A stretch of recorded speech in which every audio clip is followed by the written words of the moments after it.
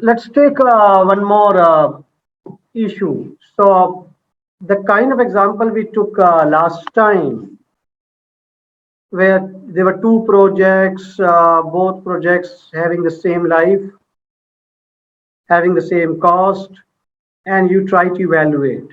But what about if your projects looks like not comparable? Uh, Let me show you my Excel, and why there are two things open here. Okay, so let me show you my Excel.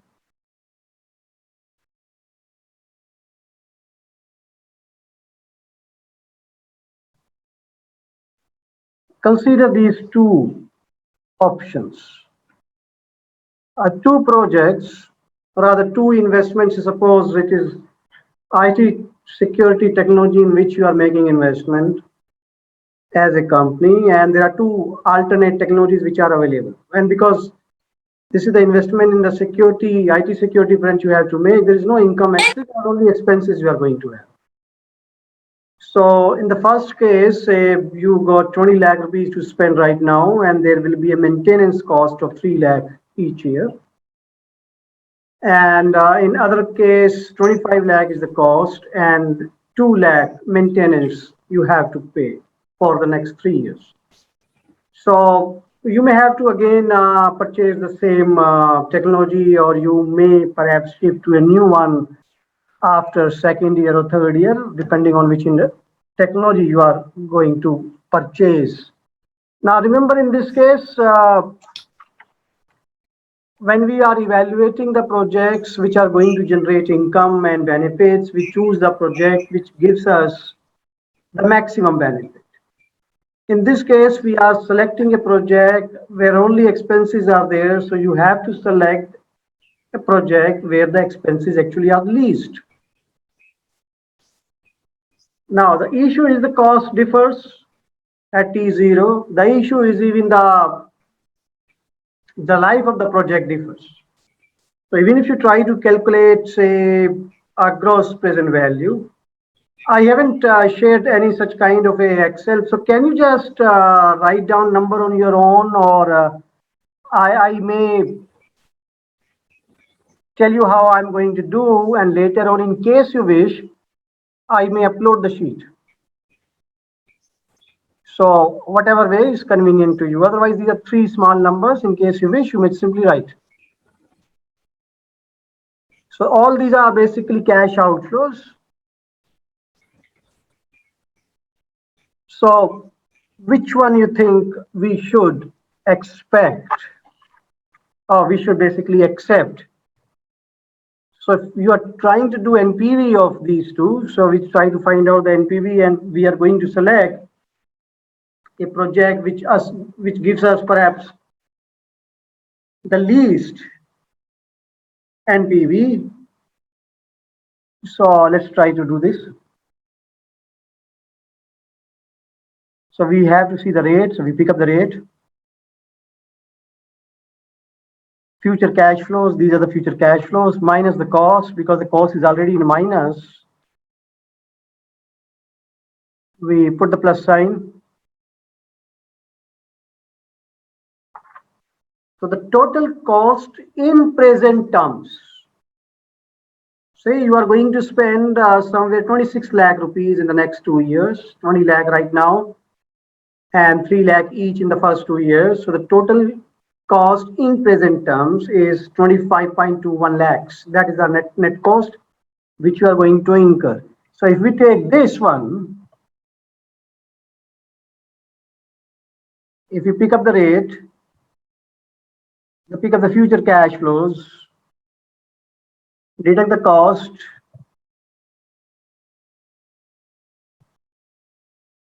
the cost comes out to be 29.97. So which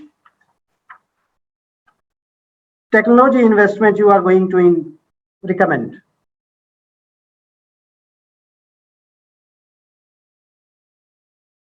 A or B?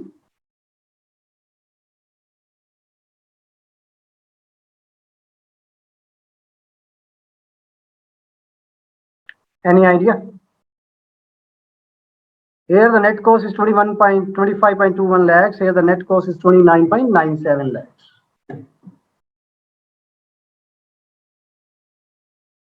Which technology we should accept actually?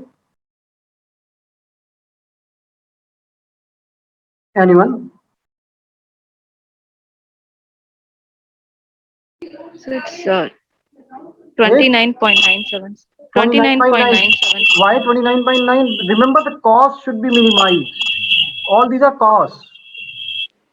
See, there is no income as such. There is only expense you are going to make. You are purchasing technology, you are doing AMC, you're paying maintenance cost each year. So the total cost is 25.21, total cost is 29.97. So 25.21. Yes. So if you're saying that we should accept this one, A 25.21, the least cost we should select actually, because in any case you have to spend the money, spend the least money. Now only problem is the cost is not the same, life is not the same, they're not comparable projects. 29.97 you are incurring over 3 years, 25.21 you are incurring over a period of 2 years. So the how to make two uncomparable projects comparable, because in reality, in real life, even if you have to choose out of multiple alternates, the chances are those alternates will differ in terms of the total cost and in terms of the life. So two identical projects, so the hardly you are going to find in reality. So these two uncomparable projects, we have to make them comparable. So how we are going to do this? What is comparable? So I think you had in the previous session, the time value of the money. You went through certain concepts. So what is comparable actually?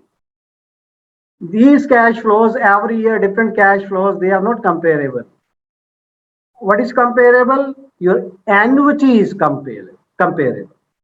What is annuity? Again, time adjusted money, but the equal amount you are receiving after each period.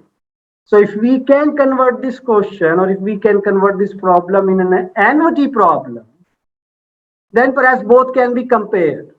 That each year, what are the expenses that we are going to do on either of the technology. So you choose the technology on which you are going to do the least expenses each year. So we are different cash flow problem. We are going to convert them annuity problem. So 25.21, remember, is the total net cost. This has to be for the next 2 years. So that means if we make two equal installments of payments where the present value is 25.21, and here you make 3 annual installments where the present value is 29.97. So how to do this? So what we call it actually equivalence annual cost. Sometimes it may be equivalence annual benefits. So if you're talking about profits, you may call it benefit. If you're talking about the cost, we are putting it C here, ESC. Now, how to make it annuity? You know the present value. You know the time, 2 years. You know the discount rate.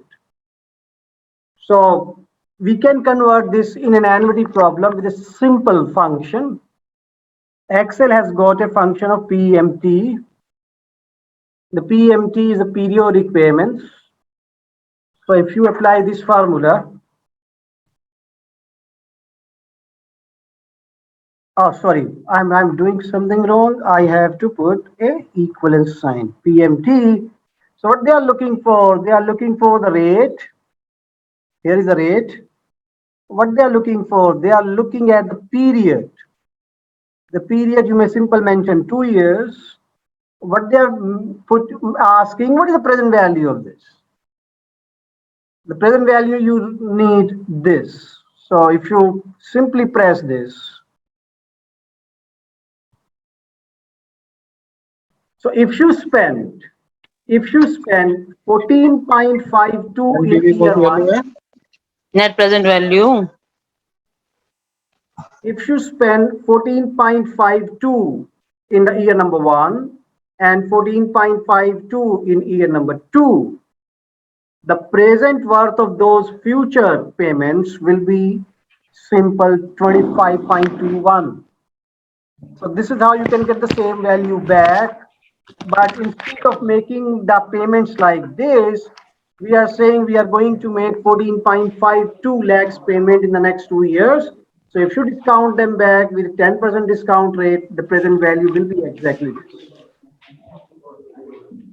Now, just try to convert this. So it's a PMT, or what should be the annuity of this. The rate is 10 and comma. What is the NPR? NPR is 3. And what is the present value? The present value is 29.97. So if we convert this in an annuity problem, if you spend 12.05 lakh each year for the next 3 years, the present worth of those expenses will be exactly 29.97. So that means you converted an uncomparable problem in a comparable problem. So in one case, the annual spending actually in reality is 14.52. In another case, the annual spending comes out to be time adjusted annual spending comes out to be 12.05 lakhs. So which project should we select? A or B? So may I request participants to mute themselves? Yeah, thank you. So now it is B, sir. Yeah, this is B. Because see what we did, we changed the nature of the issue. We say the whole present worth of whatever the money you are going to spend is 29.97. And when you are going to spend the money in the next 3 years only. So we say if you spend 12.05 lakh in the next 3 years, the present worth is exactly this. So this technology looks costly because the cost is 25 lakh to start with. But you are paying a lower maintenance fee and you are actually not going to pay another or not going to purchase another technology in the next 3 years. In this particular case, you have to repeat the technology after 2 years. So the real worth is this. Now you can do one more thing. You can make them actually another way to compare. What is another way to compare? You find out the perpetuity. I hope you went through the concept of perpetuity in the time value of money class or not? Yes, sir. Very good. So how to perpetuity means what about in case we take this project year after year or maybe retirement after retirement of the technology. So after 2 years when this technology ends, you purchase another round of technology and you purchase it up to the perpetuity.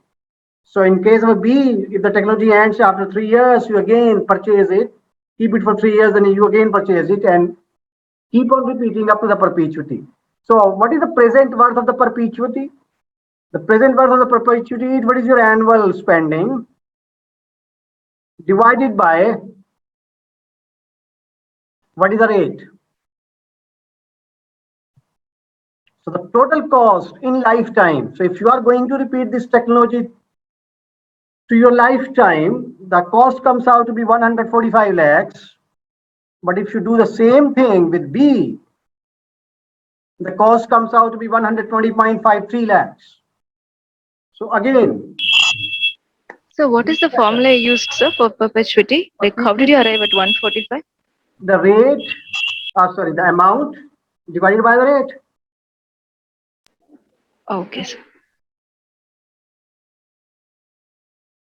So this is how you can make projects comparable, even if those 2 or 3 projects which are not comparable because the cost differs, because the life of the project differs, you can still make them comparable if you can convert the whole thing in an annuity issue.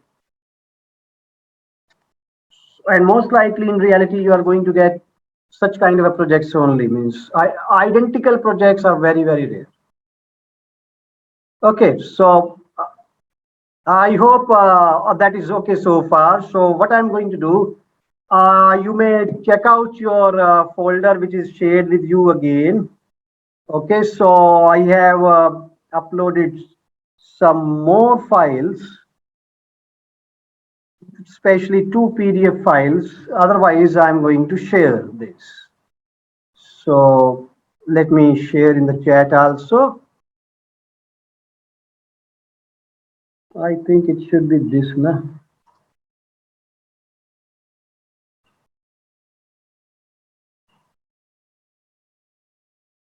Let me check again. Okay. You see, are you getting this file?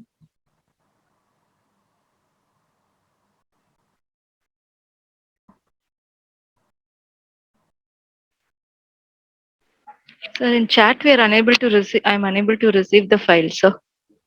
Let me see what happened. For me to everyone, metal clothing, just check out. Are you seeing any PDF in metal clothing? Yes, sir. Yeah. It's there. Check out again in case you are still not able to see. I will share again. Now go through this.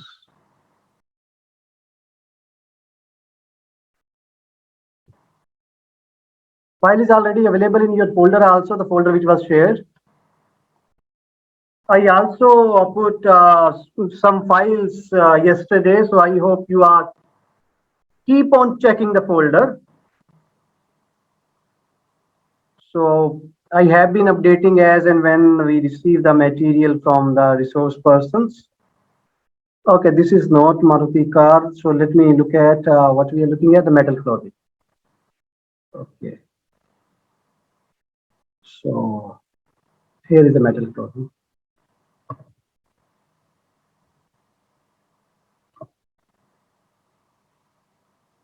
Just go through the question.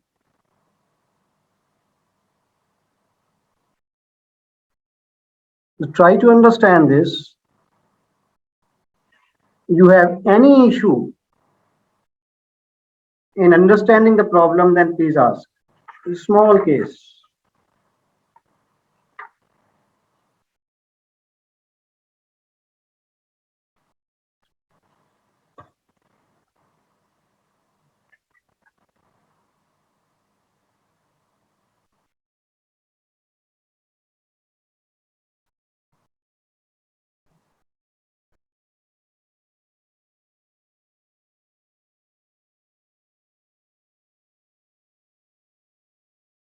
Okay, so attendance you are looking for. So let me also share the attendance link.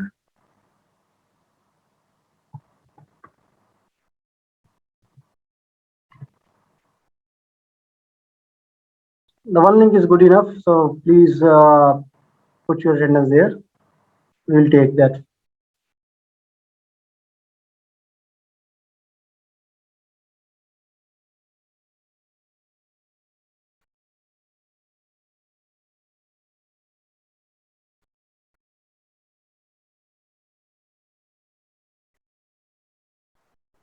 So please go through the question. And in case you have any issue,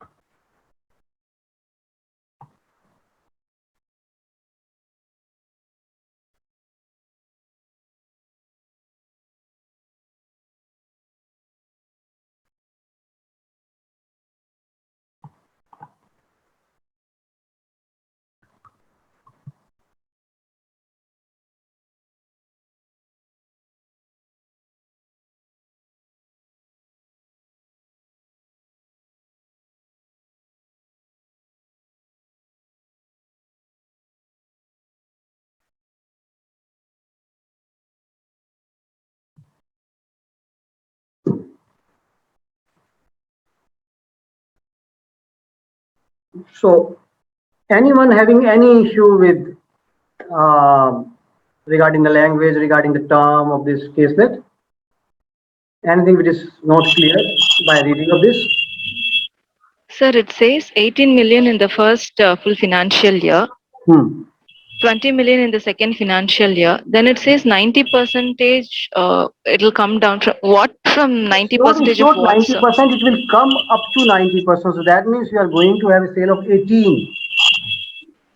Remember, you went up to 20, and in the third year, the sale will be 90% of the peak. Your peak is 20 million. So 20. 90% of Okay. that it will come to 18, Okay. then it will come to Okay. 13. So I thought of what 90 percentage of what sales I have to take. I was just thinking, sir. Okay, last year's sale. Okay. Now understood, sir. Yes. Yes. Now understood.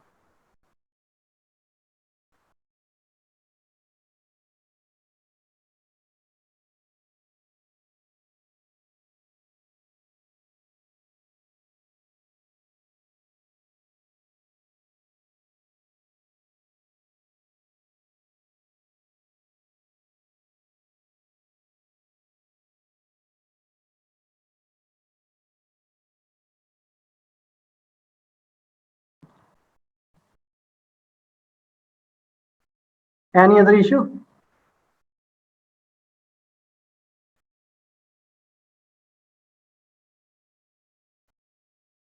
Just keep one thing in mind, you have to arrange the working capital before the year starts. Because without working capital, you cannot have that much of the sale you are expecting. So if the sale is growing, the working capital is growing. If the sale is coming down, the working capital is coming down. If you need more working capital, that means more cash is blocked. If you need lesser working capital in the previous year, that means cash is released. So that should be counted in the total cash flow you will compute.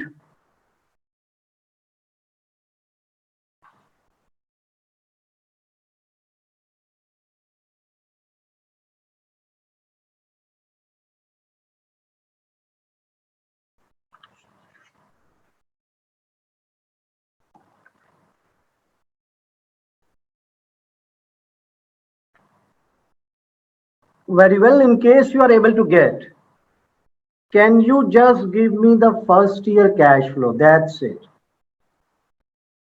The rest we will attempt here.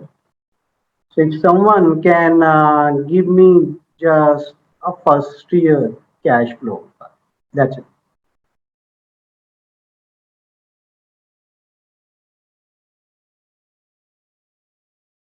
We'll see how will you start. Revenue minus expenses.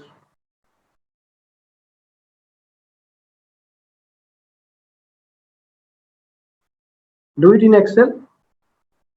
to save the time.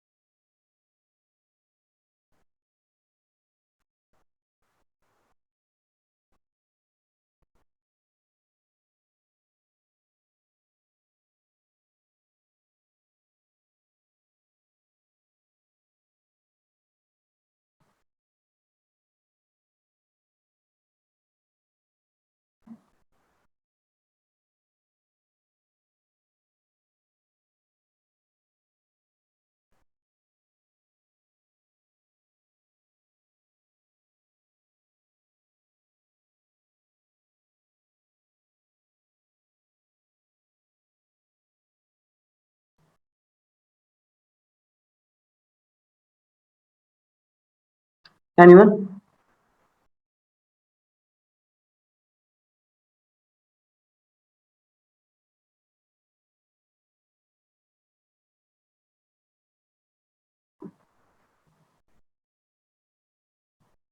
Okay, at least give me the profit. How much profit you are getting in the year number 1?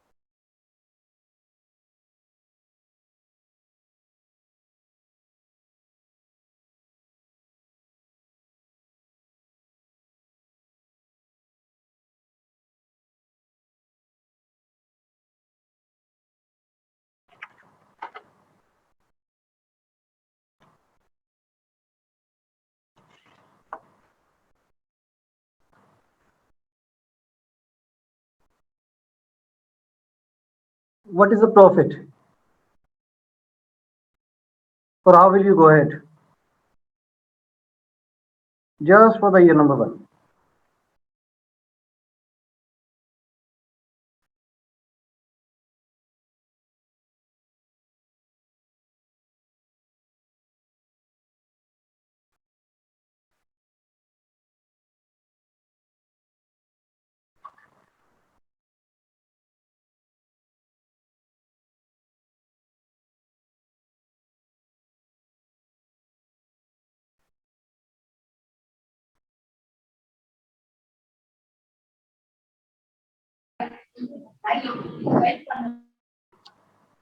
Come again, please. We couldn't hear you.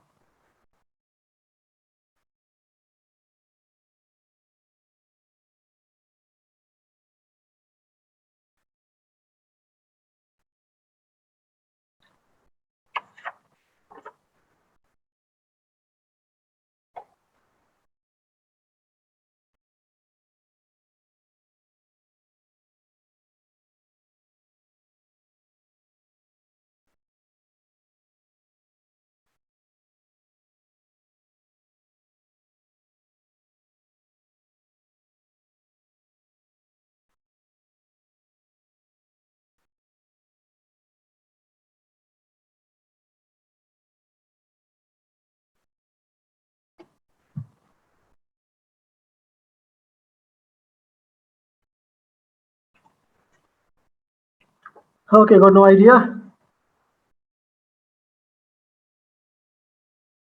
Are you able to calculate any profit for the year number 1?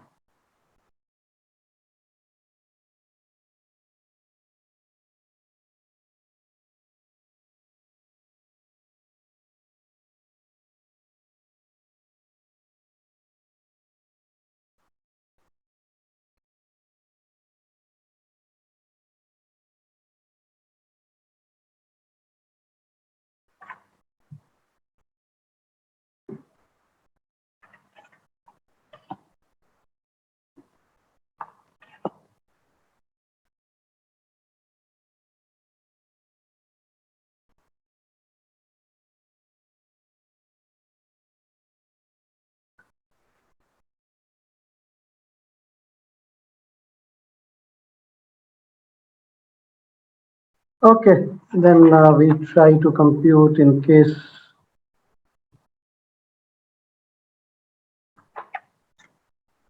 you have no issue and you are also not able to solve this.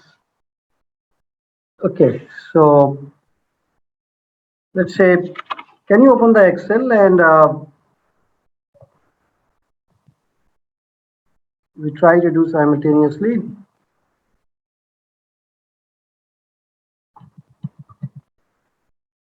Five years.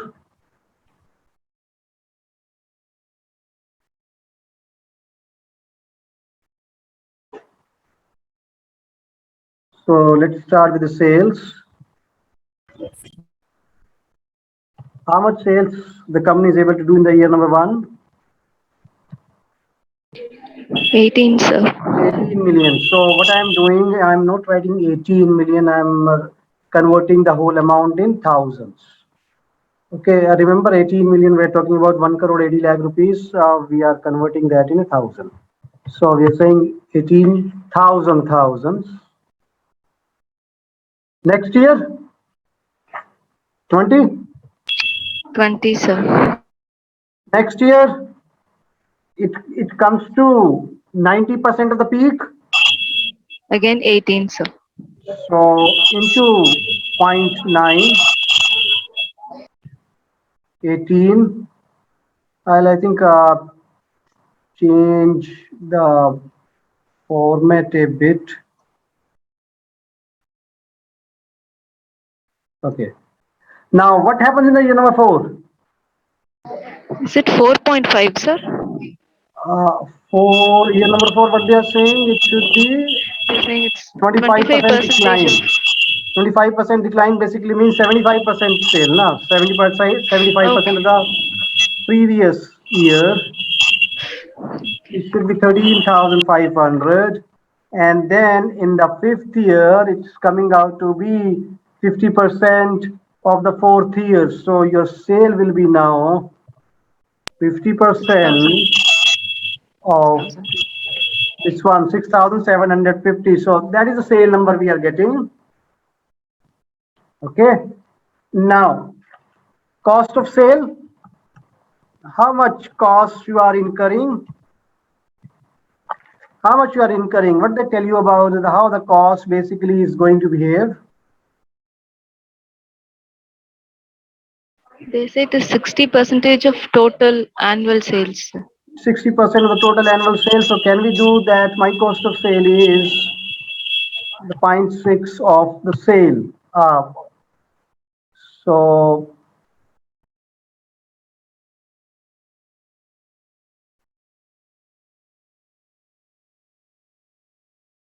like this.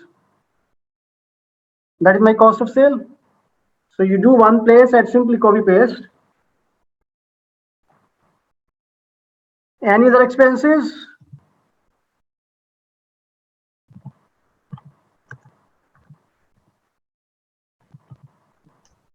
Selling and admin expenses, how they tell you? What is the cost you are going to have? 25%. Selling, general and administrative expenses were expected to be 25% of the total annual sale. So that means if I deduct the selling and general expenses, it should be 25% of the sale. And then I simple drag this, or you may do a copy paste.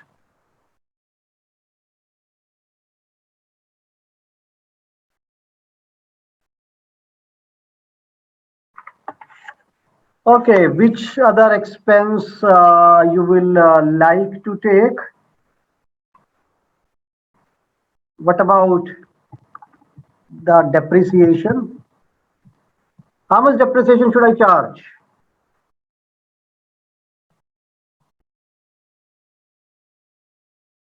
Anyone? How much depreciation should I charge on this?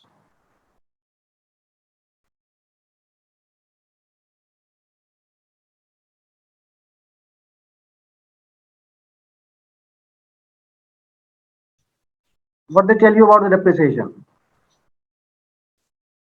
10 lakh divided by 5? 10 lakh divided by 5. Okay, what is the cost? The cost actually is, yeah, 10 lakh expected straight line depreciation. That means you simply divide this with the life of the project, and the life of the project is 5. So that means total depreciation now should be 2 lakh. So the whole amount is basically in thousands. So we are writing 200,000. So that is the depreciation amount you got. So any other expense you think should come?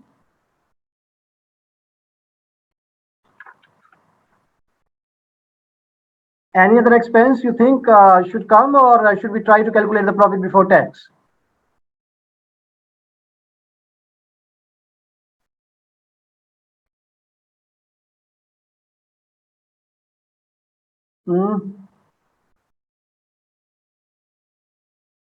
Any other expense? Just read the paragraph number 1. Should we calculate this 2.5 million? Yes, sir. Why?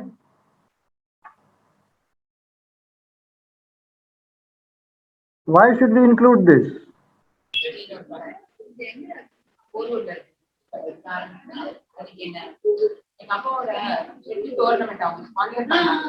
Uh, Please mute. Okay, remember this 2.5 million spending is done 2019 when you were even not thinking to start this project of PPE kits. So the lockdown came in March 2020, something was spent already. So you didn't spend on that account. You just had the consultant hired to do, basically know what to do. Whether you start the project or don't start the project is not going to affect the fee you already paid, which in any case basically was not associated with this. So we are going to include the expenses only which are there because of the project, and which will happen because we are starting a project. Something which has already happened in past is already gone. So you are not going to change that amount. So we are not going to include any other expenses, but to calculate your profit before tax. So what is my profit before tax if I deduct rest of the expenses from my sales? So 2,500 basically that is the profit I got, and if I copy paste to the rest of the years, so this is how your profit will be 813,000 profit in the last year, in the year number 5. See, are you getting the same number?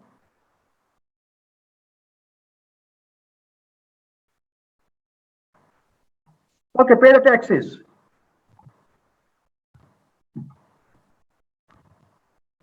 How much? I think they have given the rate to you. 40%.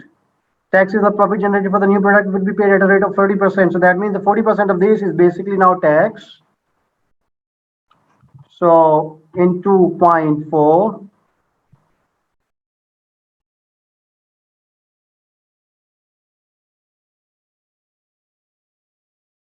so this is what we are getting.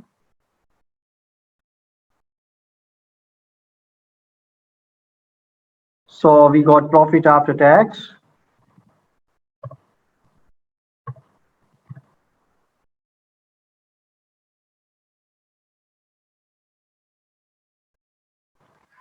So once you got a profit after tax, what you need to do? Remember the equation we gave you in the last class. This is accounting profit. We don't need accounting profit. We need the cash. So how to convert this in a cash? Add depreciation? Add depreciation. So we add depreciation. So whatever the depreciation amount which was there, just select that. And this, we are done. Okay. Now, if we take a sum of these two, that should be the cash available to us, but there is only one issue actually. There are two issues rather. Okay, so I think we take here itself. Now read this question actually. What this company is going to do after 5 years?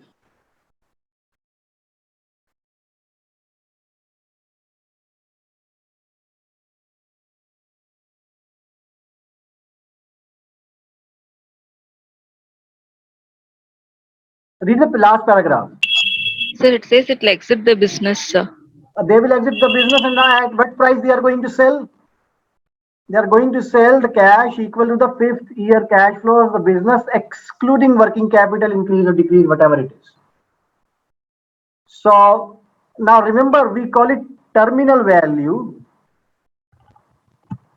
That is the value you are going to receive when you exit from the business.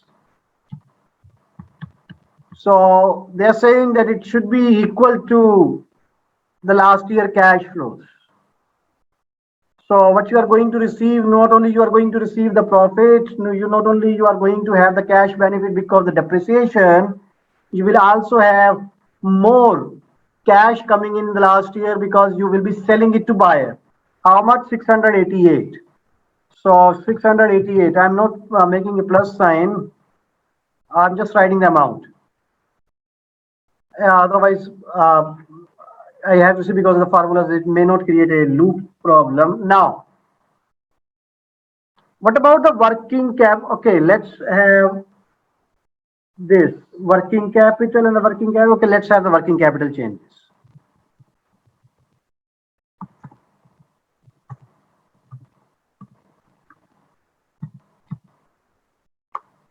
Now, working capital, they are asking you in this question that the working capital should be 30%. 30% of the next year's sales. So you already have to arrange the working capital so that you can start the sale. So to calculate the working capital, let's first find out the total cost of this project. Capital expenditure, how much this company is going to do? How much this company is going to make investment so that we can start this PPE kit business? I think 10 lakh, no, somewhere 1 million. 1 million, that is the amount which is given. So we are basically saying it should be 1,000. That is the capex. And before you start the business, the total cost of the project actually goes up because not only you have to make investment in the machinery of 1 million rupees, but you also have to make arrangement of the working capital because this company is going to have a sale next year.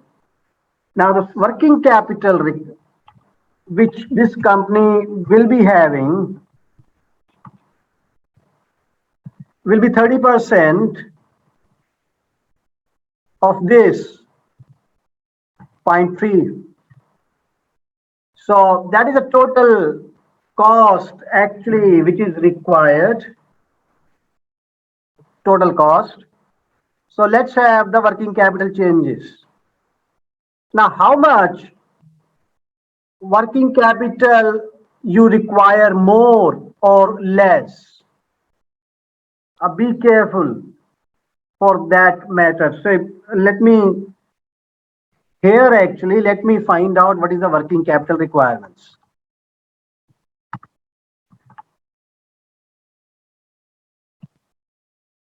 In year number 1, at the end of year number 1, you need working capital which should be good enough to have this sale. So this year, by the end of year number 1, we require a working capital which should be 30% of this. My working capital should be 6,000. So if I copy paste for the rest of the 3 more years, this is how your working capital should change. Now, by the end of the 5th year, no working capital is required because you are going to shut down the business in any case. You are in a business, you require working capital. So whatever the sale you are going to have the next year, arrange the working capital first accordingly. Now, first year, at the year 0, we start with a working capital of 5,400. Then we need a working capital of 6,000. So that means your working capital requirement goes up or comes down? Comes down, sir. It comes, 5,400 and 6,000. It goes up or comes down? Here It goes up. It goes up because at year 0 you require 5,400.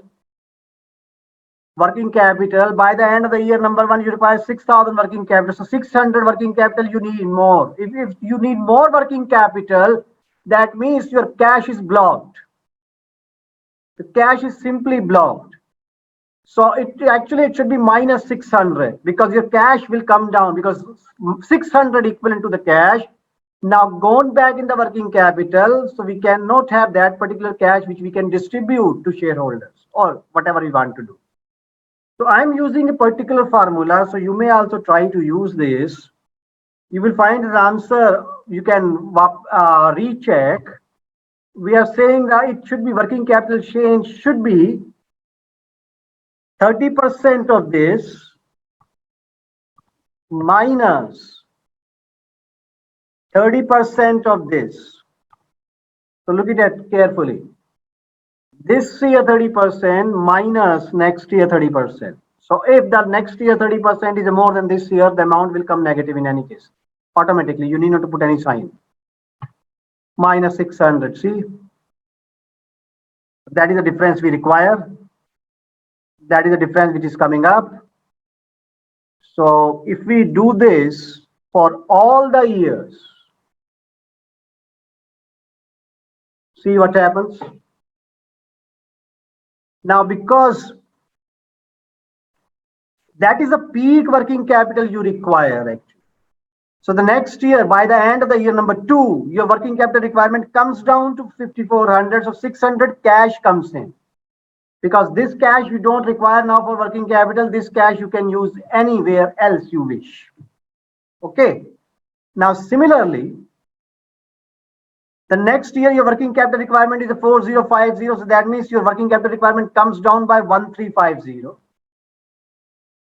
Next year your working capital requirement is a 2,025 because the sale is coming down year after year. So that means that is the amount you need less. 4,050 minus 2,025, that is the amount you need less. And in the next year, by the end of the next year, you don't require any working capital. So the whole thing, now you take it back in cash.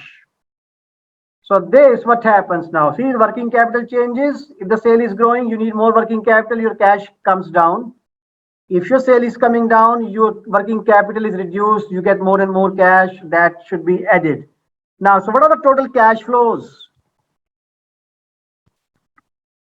Total cash flows, I'm saying, I'm putting it a minus sign because this is the cost. Oh, my mistake.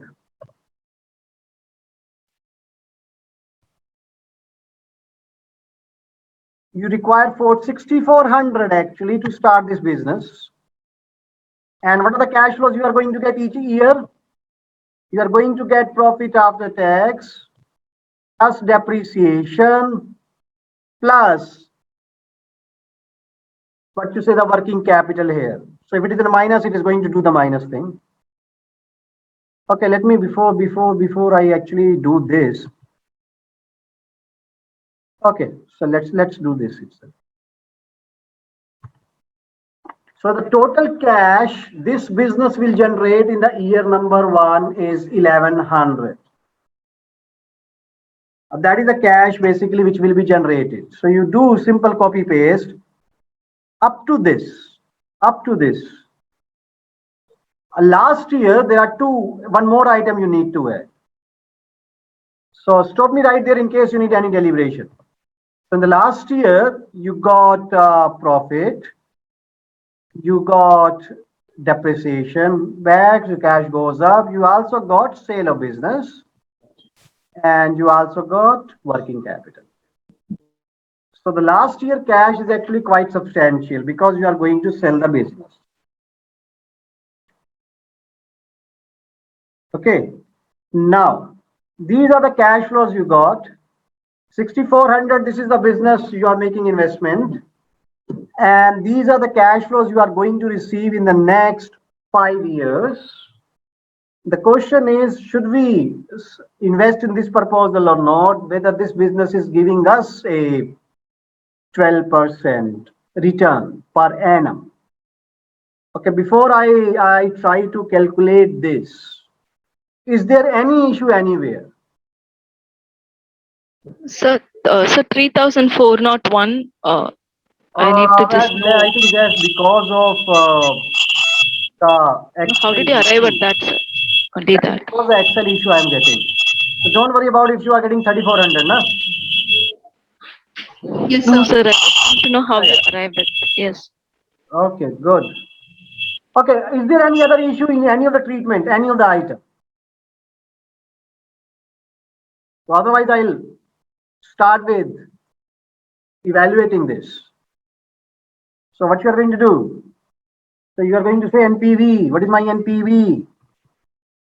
Should I invest in such a proposal or not? To get the NPV, what you need a rate. Oh, sorry. You need a rate. Rate is 12%.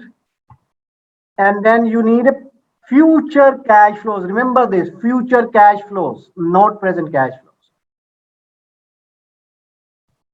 Minus the cost, because the cost I have already mentioned in a minus, so I'm making a plus sign. So this will give us whether we should, this project is giving us a return of more than 12% or not, or it is. That is the benefit you are able to receive. Check out, are you getting this number? Sir, can you please repeat that formula? Sure. This is what we are doing. Starting with the NPV formula, I think 12% is the rate given in the problem. Select all the future cash flows, close the bracket, adjust the cost. Because the cost is already negative, we are putting plus sign.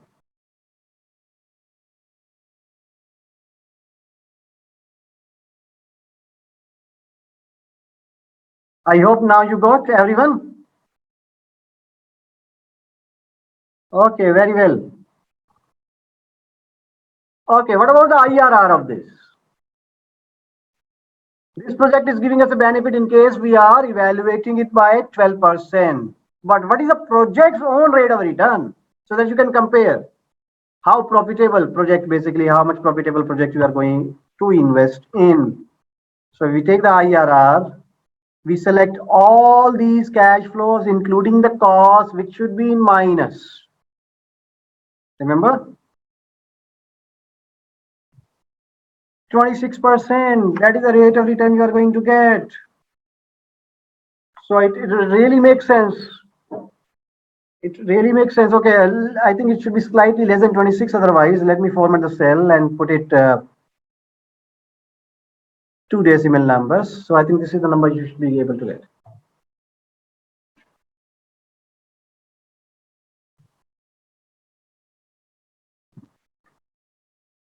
Getting the idea? Any issue? This is how we are going to evaluate.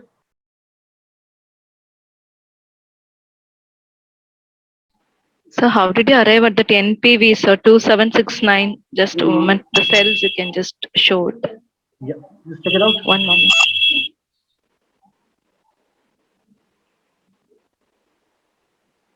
Okay, so the IRR, sir. IRR is very simple. IRR this.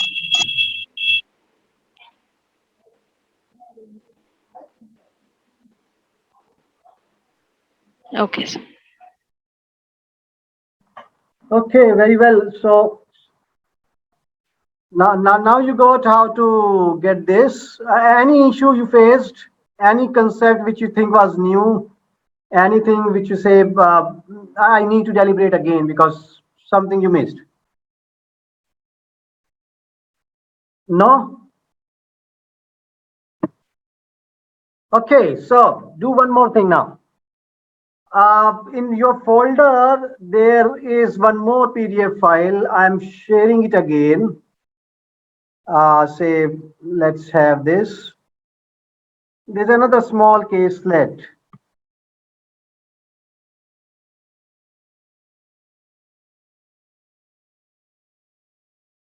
Have you got the file in chat?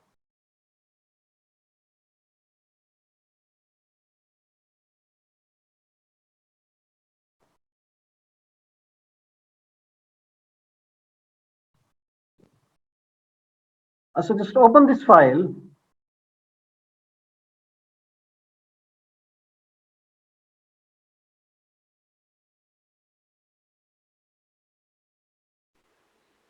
So you have shared in the folder, sir. Yeah, it is shared in the folder. It is also available in chat box from wherever you can get that.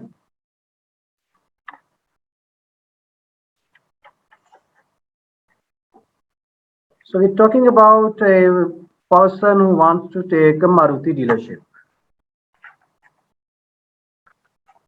Read this small caselet. Again, I'm not expecting that you are going to solve this. I'm only expecting that if you can tell me the cash flows only in the year number one, the rest we are going to do the job.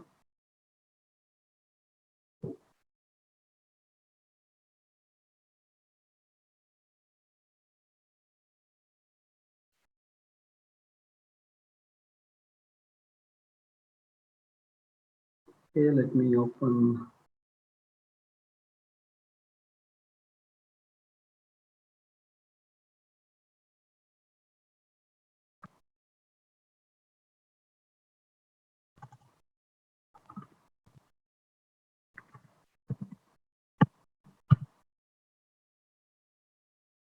So in case someone missed, may fill the attendance. I have shared it again. Okay, now let me open the Maruti dealership case.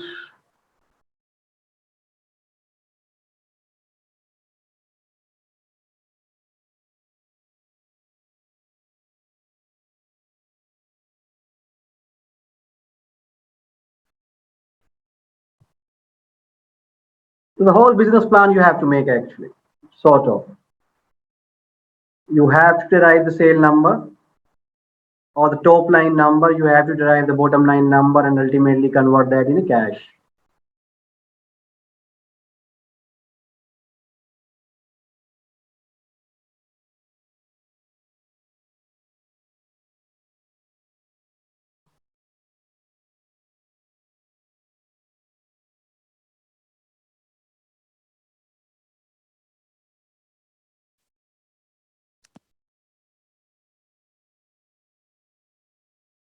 Any of the pine anywhere in this case that is not clear, please ask.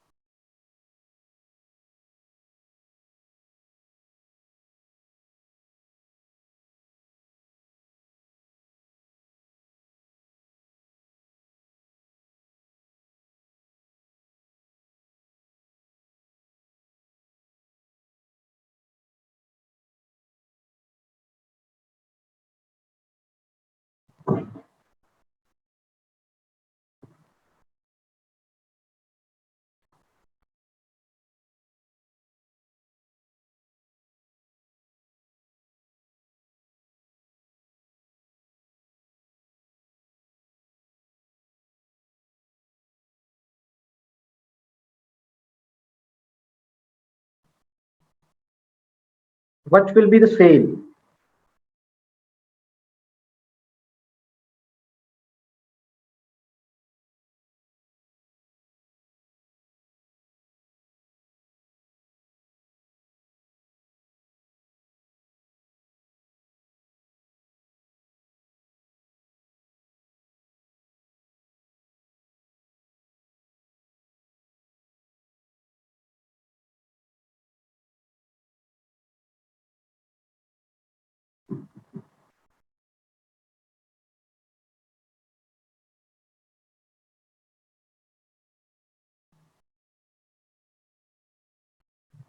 Or we may do one thing. It's 3:55. We start by 4 o'clock. So you may use these 5 minutes to stretch yourself or have a water or whatever you wish to do. And meanwhile, also read the case. So when you I ask you again at 4 o'clock, then please tell me how much sale or how much profit or how much cash flow this company is going to receive in year number 1. Okay, so let me share my screen and let me see the Maruti dealership case here.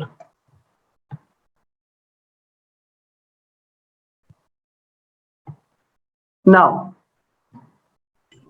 this person is going to take the dealership. Okay.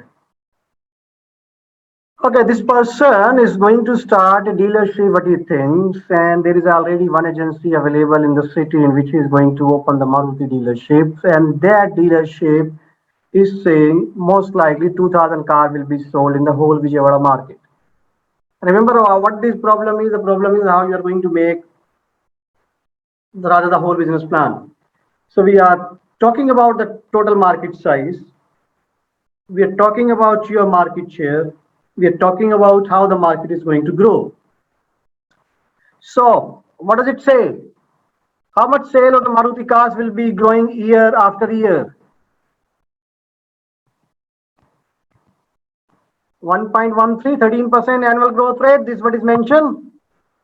So if we do that, so let me change the cell number to remove the decimal. Yeah, good. So if this what you got, 13% increase in the market, then your market share will be 5% and 9%, 14%. This is what you are estimating. You are also estimating that the average amount of the car, the average selling price per unit you are going to sell is 4 lakh, which is going to have a 10% increase year after year. Done. The total cost of the project is 98 lakh, 75 lakh you have to spend on the showroom and the assets you are going to maintain. 28 lakhs is basically 23 lakh is the working capital requirement you got. Now, the total sale which will be done in the year number 1, 2,000 car, 5% market share, that means 100 cars you are going to sell. If the 4 lakh is the average, then the 400 lakh or the 4 crore is the sale you are going to have. Now, the next year, this is how the sale is going to grow. But that is not the main income of the dealership. The dealership is basically getting a commission because that is able to sell the car. So your top line is actually this. You are getting a commission. That is a gross profit. You are going to have 2.5% commission on the each sale of car. If the sale is below 10 crores, if it goes beyond 10 crores, the commission changes to 3%. So in the year number 3, it changes to 3%. So this is how the top line of the company now is changing. Now, rest of the expenses are available in the question there. In the case like itself, we are going to have only 2 kinds of expenses, selling and admin expenses. And the marketing expenses, I think, which is the 1% of the total sale what you are doing. So once you have the deduction of these 2 expenses from the income, that is the income basically what you are going to have is that is the operating profit you are going to earn the year number 1. It's quite small profit. It's a new agency you are going to have. So the size is very small. Now, what you also have to deduct the depreciation. So mention in the case slate that you are going to charge in a straight line method. That means you take the cost of the project, you take the life of the years in which it is going to be expired, and just divide the cost with the life. So the 5 years basically what we are talking about, 75 is the cost. So the 15 lakh depreciation every year we are going to have. Now, once you do that, what you got a profit before tax, which is in the first 2 years, is a negative. Now, there are 2 options actually in the tax front in the first 2 years. So either you may put 0 or you may show what we are showing 37% tax rate. We are getting a tax credit because in income tax rules, if there are losses, you can carry it forward to the further years. So that when you got a profit, then you will have to pay the lesser tax because the past accumulation of the losses actually have to be adjusted first. So, but we are giving the credit in that particular year itself. You, in case you wish, you may give a 0. Not an issue. You may give it a 0. And then a profit after tax, which is negative for the first 2 years. That is understandable because of the new venture. The size is small. How much cash flow you generated though? If you add back the depreciation, which is a non-cash item here, so this negative cash flow basically converted in a positive one. So -7 plus 15, you never spent my 15 as cash to someone else. It was still lying there in pocket. So the actual cash flow you generated is actually 8 lakhs with the year number 1, and then it goes on. Now keep one thing in mind: the question tells you something what the person is going to do at the end of the 5th year. Because see, the business will never come. Business will not shut down. The only thing is whether you want to continue with the business or you want to shut down this, or you want to find a buyer. So in case you find a buyer which will be equal to, which will be able to pay 5 times of the last year cash flow, the latest year cash flow. So the 5 times of this, that you can get the price in case you want to exit. In case you don't want to exit, this business will continue beyond 6 years. So here are the cash flows which are now computed. A 98 lakh is the total cost. These are the cash flows we are getting provided. See the last year cash flow provided. You are also able to sell the business. So if you do that, this is already calculated. So you'll be getting the file. So there is no need to worry. So just understand what is going on here. So in case we are able to sell the product, sell the business at the end of the 5th year, NPV is quite positive in at a 20% rate, and real IRR is a 44%.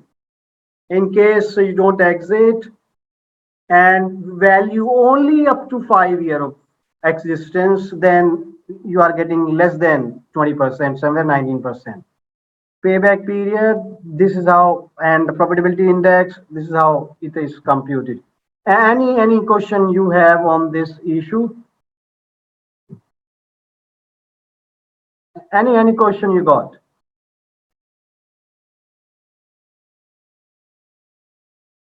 Okay, in case no, then we come to the last leg, or actually the real issue in the capital busting. So the real issue is not that you won't be, whether you know how to put NPV or how to put IRR. The tools are easily available, and you can ask even Excel how to do that. You can search internet, search Google, have YouTube videos. They will tell you how to calculate NPV, IRR, or rather in Excel or as such also. The tools are not an issue.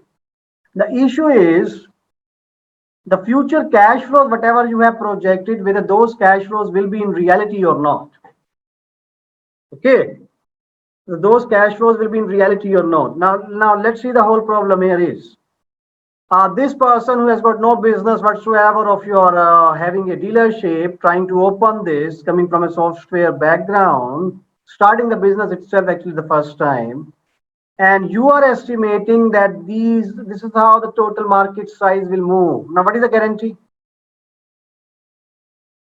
That your market actually is a 2000 to start with, and then your market is going to change 13% annual only. What about this market changes less than 13% or more than 13%? Or this market changes in different years at a different rate? But we are making a life very simple, assuming that there is only one kind of a rate perhaps we can apply for the next 5 years. Now remember, anything may go wrong. Here, this is also perhaps we are not sure. So if this goes wrong, your car market in any case will go wrong. The other thing you have anticipated is your market share. There is no guarantee actually that you will be getting this market share only. You may get more than that, you may get less than that. So similarly, what is the guarantee that this is the average car sale price and that is going to have a 10% increase only? What about the car sales have a less than 10% increase, prices that got less than 10% increase or more than 10% increase? But so we have to assume, so we are assuming, or maybe we are making a reasonable right guess. But the problem is no one knows the future. So if no one knows the future and only on the future numbers we are doing all these projections, the chances are, how do we know to what extent we may go wrong? And because, so if you believe in Murphy law, if anything may go wrong, then it will. So how to safeguard ourselves that we have not much of a nasty surprise in reality? How to minimize the risk? Remember, we cannot reduce the risk, but we can do something to minimize the risk. So how to minimize the risk in this whole process of capital bursting and the whole process of making future projections regarding how our business, how our investment is going to fare. So the first technique what you can do is have a discount rate which is more than the required. Consider this person. This person is charging 20%. Why this person is charging 20%? His cost of capital is not 20%. His opportunity cost perhaps is hardly, maybe even if you take, this is some old question, or maybe that time perhaps how much the bank could give? 8%, 9%? So if the banks are giving 7%, 8%, or 9%, even if you are getting 10% or 12% out of your business, you should be happy. But this person is not. What this person is doing, this person is charging a 20% discount rate, 20%. The 20% discount rate is too high actually. On a 20% discount rate, see, if you are able to sell, you are profitable. If you are not able to sell, you are having a minor loss. But see, what the project is going to give you, even if you don't sell, 19%. So that means even if the person stick to the business, and the business has got a life beyond 5th year also. So we are not going in that area right now. So let's talk about up to 5th year itself. So, so why this person is charging 20%? For the exact reason, because this person having no work X, not work X, actually not any experience in running this dealership. Because you don't have any experience of what you do, the project becomes too risky. If it becomes too risky, then that means what is naturally you should do, you should increase the discount rate. You should increase the expectation, simple. If I know the business, if I have been doing the business, and if my cost of funds say is at 10% or 12%, I'm going to use the same rate. But in case I don't know the business, then the business is more risky, then you should charge more rate.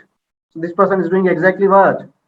This person is charging a higher discount rate, and technically you may call it a risk adjusted a discount rate. Let me share my whiteboard and see what we can do to minimize the risk. So the first thing perhaps you can do is have a rate which what we call a risk adjusted discount rate. Okay. Now, what the other thing you may do? Sometime for some kind of a problem, not every kind of a problem actually, you can have another technique which what we call a decision tree analysis. I don't know, means are you exposed to the decision tree or not as a part of statistics or something like that? But let's do one thing. Let's start with one example. Let's start with, there are two technologies. Technology A, the technology A is highly automated.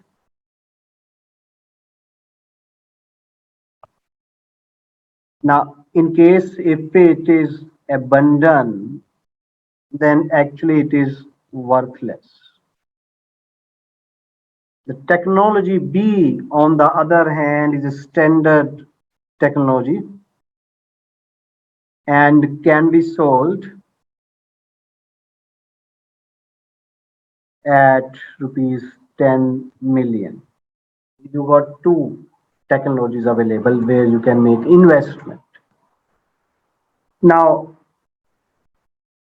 present value of all future cash flows for this firm. There are two techniques, A and B, for these two techniques. So in case there is a high demand, A will generate 18.5 million NPV, B will generate 18.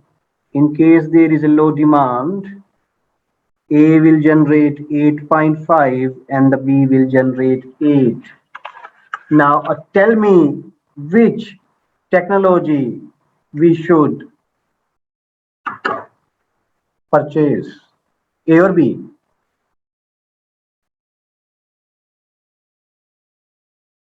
A is automated. In case you abandon this, you're not going to get anything. The B, you are going to get 10 million in case you abandon it.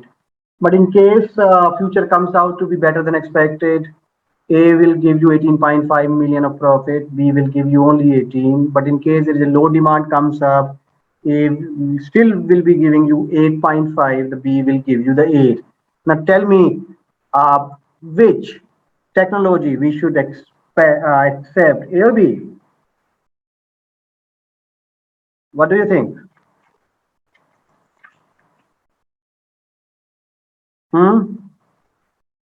Anyone? A or B?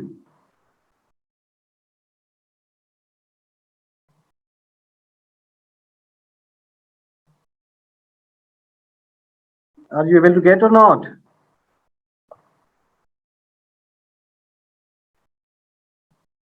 So let's start how we are going to do this.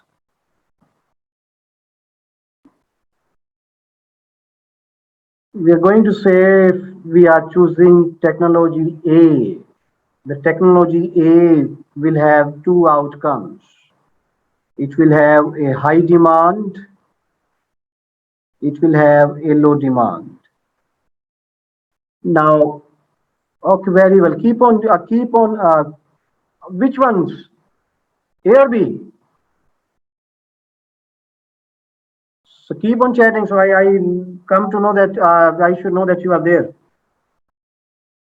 So 18.5 million and this what we got 8.5 million in case we choose A, and in case we choose B, there will be two outcomes. So either there will be high demand or there will be a low demand. In case there is a high demand, again you got two options, either to continue. If you continue, what you get 18 million, or if you decide to sell, what you get 10 million. In case there is a low demand, then again you can do two things. You can continue or you can simply sell. If you continue, what you get 8. If you sell, what you get 10 million. So the high, what you are going to do in case a high demand. So which one you are going to select, A or B now after this?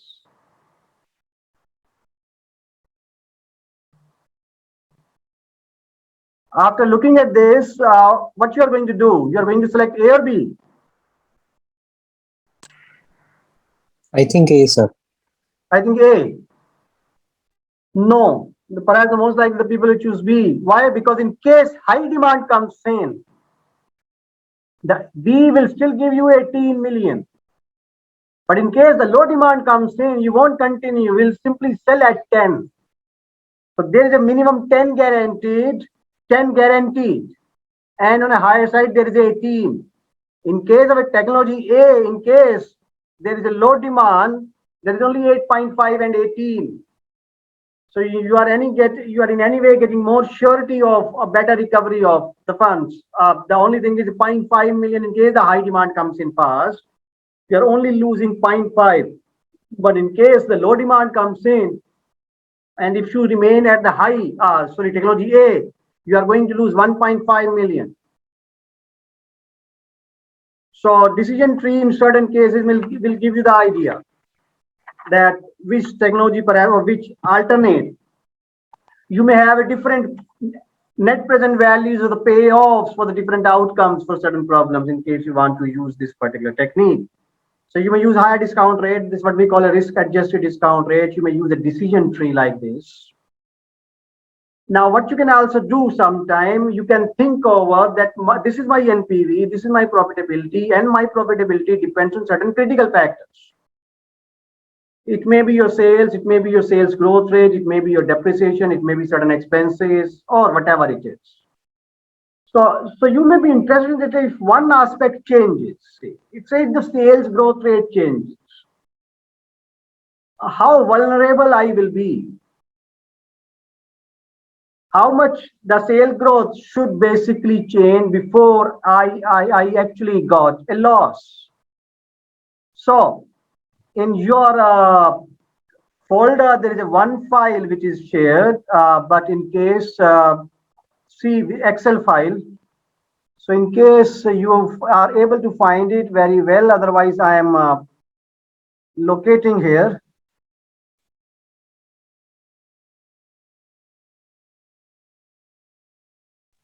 Sensitivity is the name of the file. Sensitivity is the name of the file. Sensitivity I am actually giving you again. Okay, so now what you need to do, let me also open the sensitivity file. I think I have not opened, so let me open that also. Oh, I think I removed that. I should not do that. Just hold on. I think I just finished my close my this whiteboard itself. Okay, I think it is okay now. Okay, so let me also open the sheet. Where is sensitivity file? This is okay now.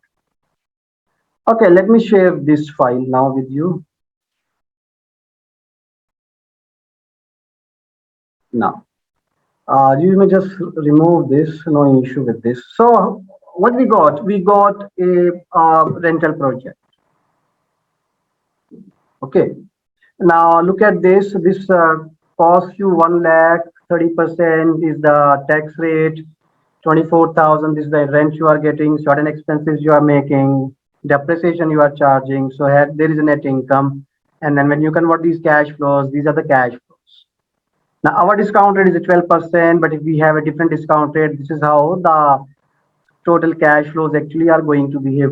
Every year you are getting the same cash flow, but it's what we call annuity. With the rent is we are not changing. Just for the sake of simplicity, we are not changing the rent. So the each period you are getting the same cash flows. So NPV is a positive and the IRR actually is a 15.88%. Remember our discount rate is a 12%. Now what you are also going to do at the end of the year number 10, you are going to sell the property and perhaps pay the relevant taxes and get the value. Now, so when you evaluate this particular proposal, you say, okay, there is only one set of numbers which were given, only one set of numbers which were given. Now, these set of numbers may go change because in reality, you don't know whether you will be able to have the same expenses or the expense will go up, or maybe the market conditions are right, so you may be able to get more rent. Or we don't know after 10 years what is going to happen with the selling value of the asset. The selling value may go up or may come down. So we are thinking, okay, what are the two critical factors on which my whole result dependent on? So we take two critical factors, that is my rent and my terminal value, the sale value of the asset. So if we manipulate these, we just try to find out how vulnerable we are or how sensitive is our whole number actually in calculating this. Now look at this, what you are getting this, a sort of a table. Select this up to this point. Got that? Select this right from here to up to this point.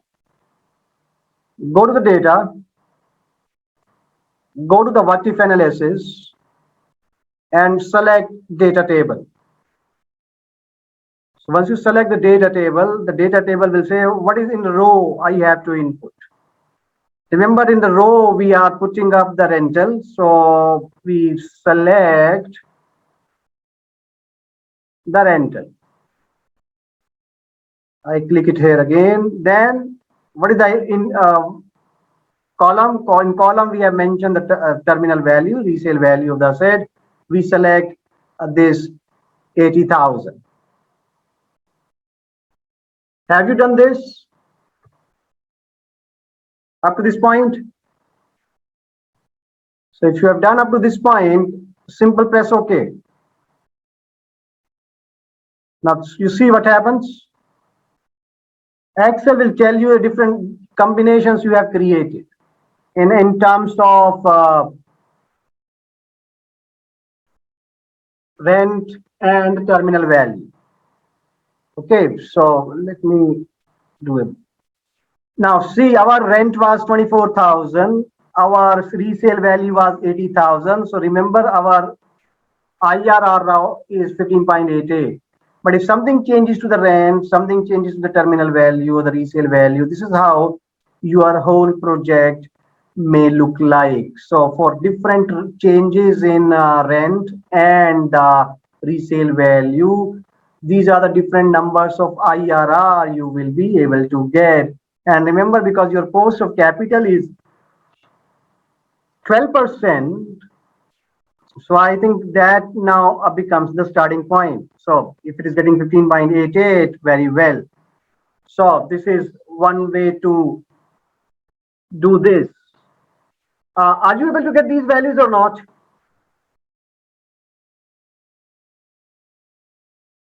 Are you able to get this?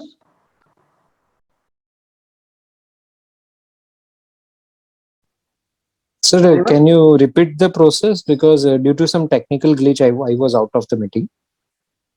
Okay, you got the file now. Yeah, I got the file. I have opened it, Excel sheet.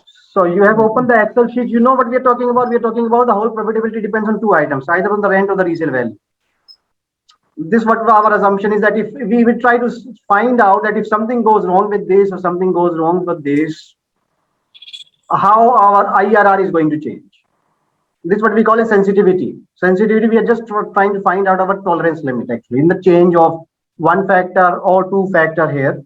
So do one thing, put your cursor here, select up to this point.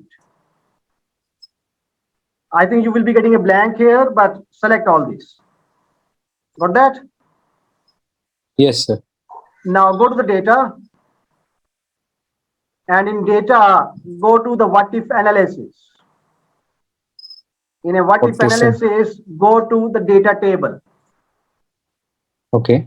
In data table, it is asking only for two inputs because we have created 2 by 2 tables. So it's asking what I should mention in row. And in row, what you have, the rent. So go here, select the rent. We are saying 24,000. Then in column, we have mentioned the resale value. So select this, 80,000. And simply press OK. Column, what should I select? Resale value. Okay. So E6, I suppose. Yeah. When you press OK, this is what you are going to see. Check out, are you able to see that or not? Yes, sir. Getting it. Getting now what it is telling actually, if our original rent was 24,000, our original terminal value was, resale value was 80,000, so our original IRR was 15.88. But if something goes wrong here, something goes wrong there, or something you got better rent or you got a better resale value, this is how your NPV actually going to change. Okay. So this is what we call a sensitivity analysis. We pick up one factor or two factor, we see how our NPV or IRR is going to change if we make a change only in that particular factor itself. Now remember, what may be the other way around actually to tackle the race, you may create different scenarios. Now the problem so far, in all the problems what you have seen actually, the problem so far is that we are working only on one set of numbers. When we know that in reality that set of numbers perhaps will never be there. So either the actual number will be less than that or more than that.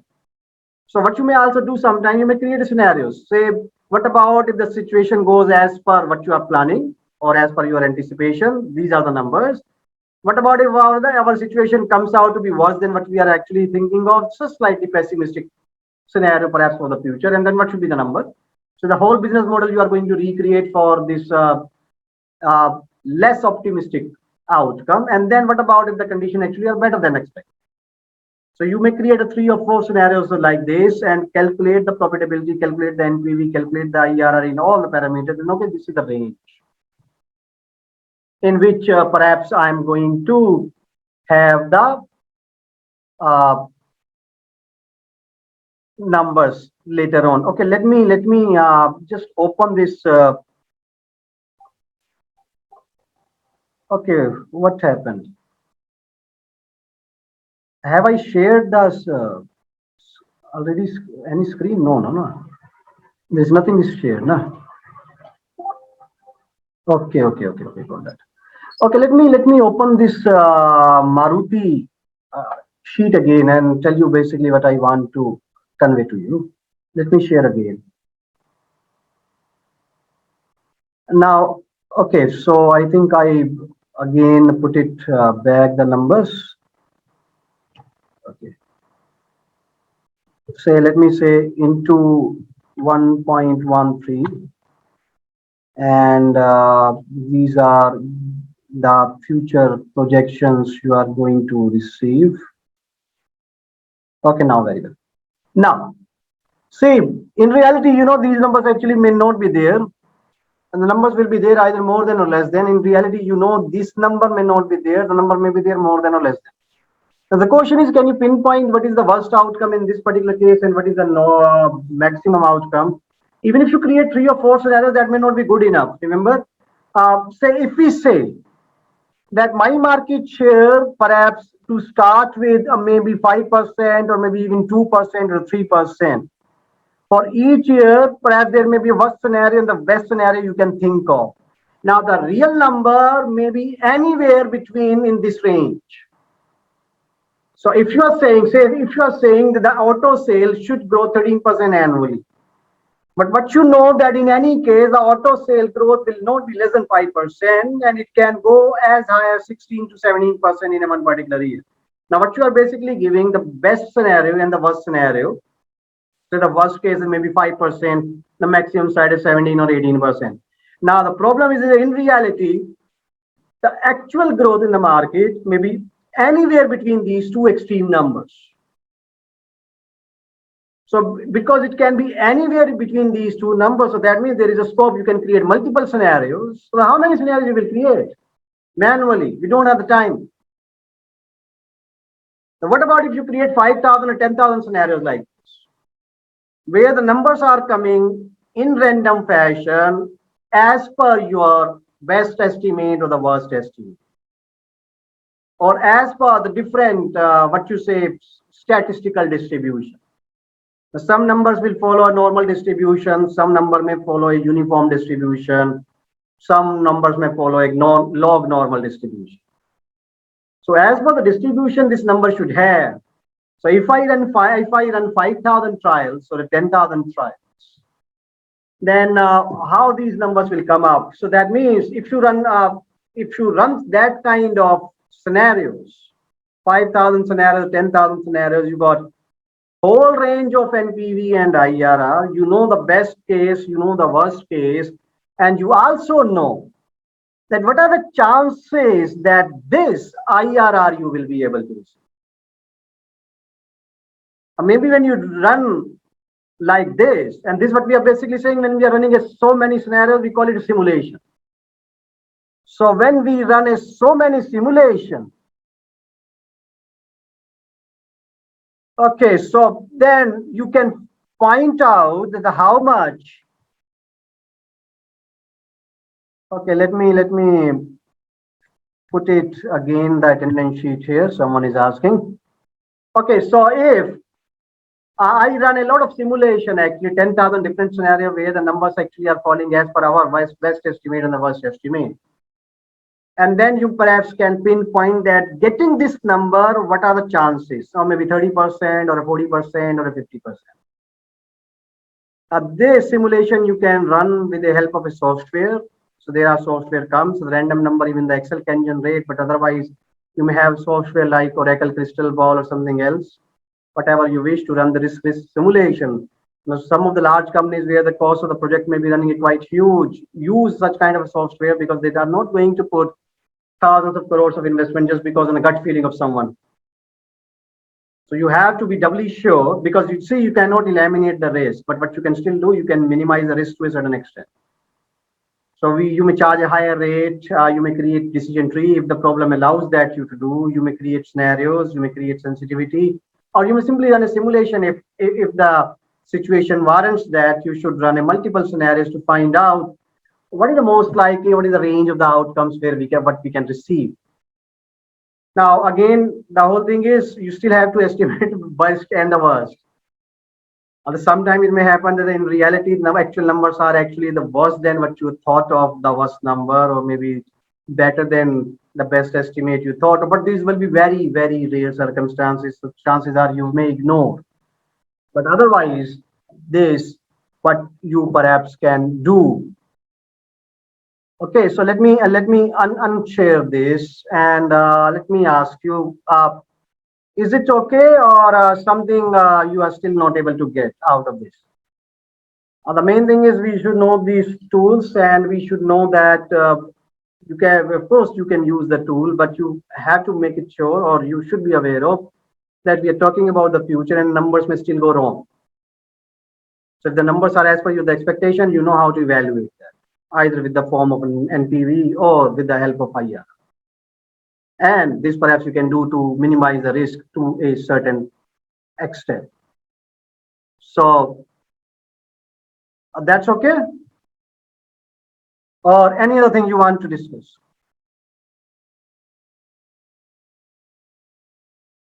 Anyone?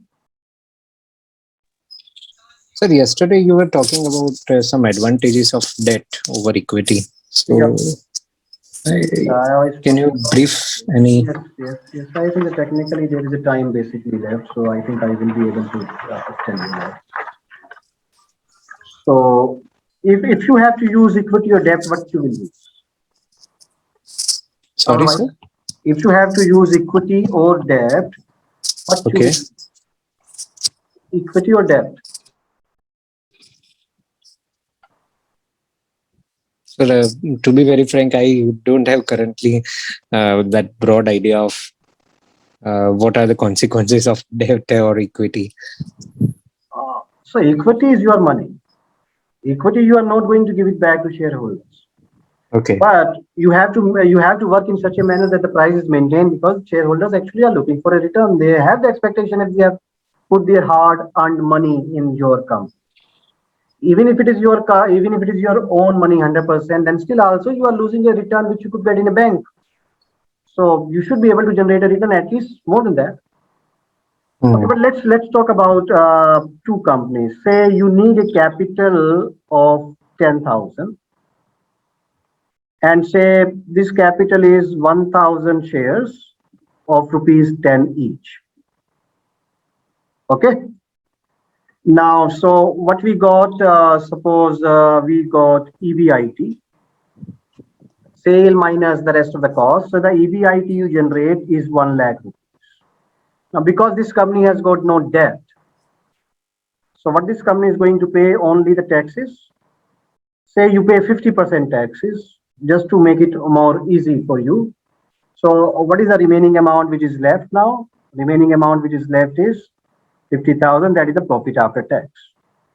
Now, profit after tax is 50,000, and how many number of shares are there? Number of shares actually are there? 1,000. So that means your earning per share is how much? 5 rupees. Yes. This is what the shareholder is getting. What about you still need capital is still needed is 10,000. But what you say, I'm going to use 500 shares of rupees 10 each. So 5,000 is the equity. 5,000 debt, 5,000 at a rate of 10%. Remember, you need 10,000 rupees to start the business. You are still getting 10,000 rupees, but in a different manner, you are getting 10,000 rupees. Now, so because you started with the same capital, then your earning before interest and taxes is 1 lakh. Same, the sale should be same, profit should be same, because our starting money is the same. Now, what you have to pay now? You have to pay the interest, because you got in debt now. How much interest you have to pay? 500? Yes. 5,000. So that means my profit before tax is how much? 99,500. This is what I got. How many number of shares? Only 500? What is my EPS?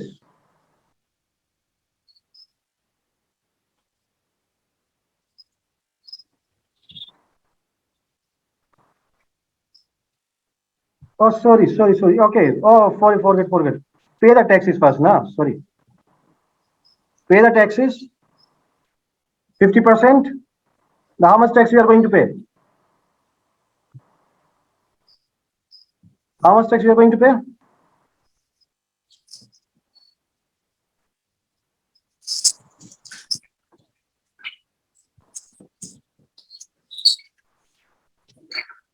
Is 49,750? Yes. Okay, 49,750. That means what is the profit after tax? 49,750 only. So how many number of shares? 500. So what is the EPS now? What is the EPS you got? 49,750 divided by 500?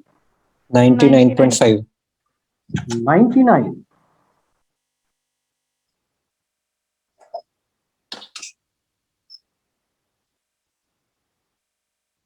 Oh, I think that's why. It should be 50 now. Now you say 99.5. 0.5. Are you able to get that? Two scenarios. What happened to the shareholders because you included the debt?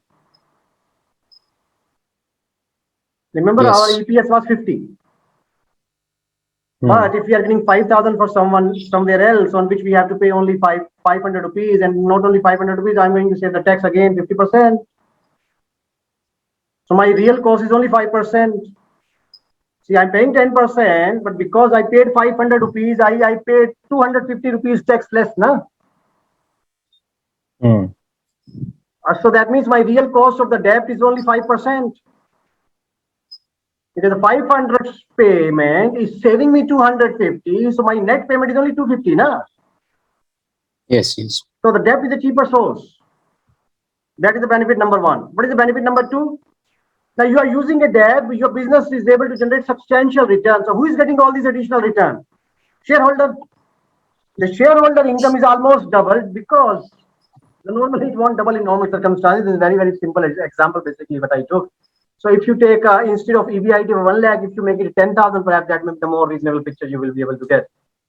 Okay, so but what you are getting, you are enhancing your income because you are using someone else's money.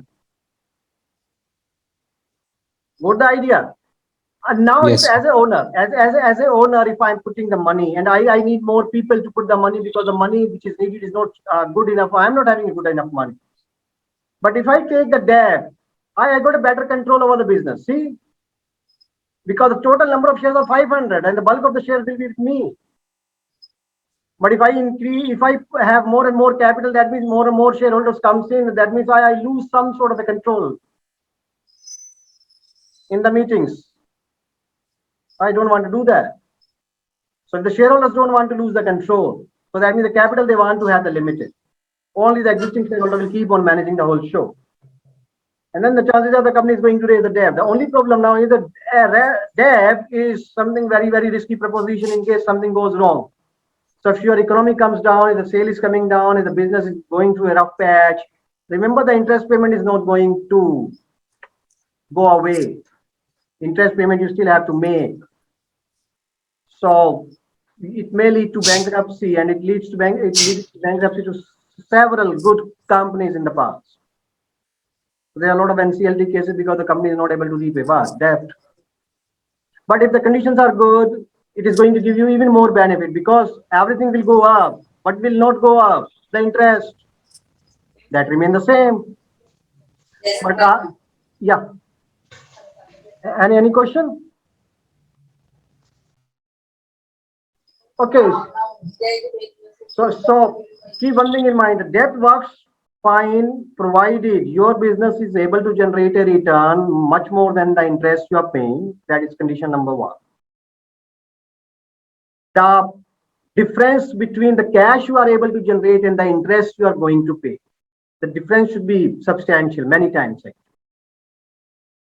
So then only perhaps you can sustain so even something goes wrong, you are still having a cash to pay the debt. And not only you have to pay the debt, after some time you also have to pay the repayment of the principal.